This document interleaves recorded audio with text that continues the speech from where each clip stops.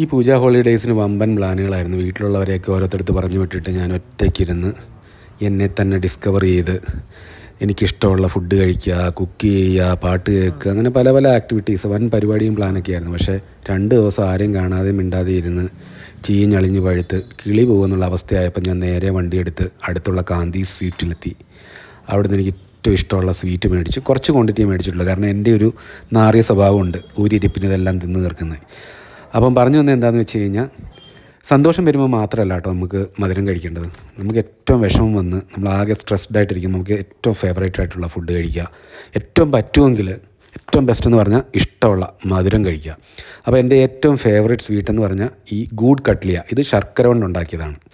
അപ്പോൾ നിങ്ങൾ ആരെങ്കിലും ഇത് കഴിച്ചിട്ടില്ല എന്നുണ്ടെങ്കിൽ അടുത്ത തവണ കാന്തീസിൻ്റെ വഴിയെ പോകുമ്പം ഇതൊരു ചെറിയ ക്വാണ്ടിറ്റി മേടിച്ച് ട്രൈ ചെയ്ത്. ഭയങ്കര സോഫ്റ്റാണ്, സൂപ്പറാണ്. എനിക്കിതിൻ്റെ ടേസ്റ്റ് ഭയങ്കര ഇഷ്ടമാണ് കേട്ടോ. Okay, by.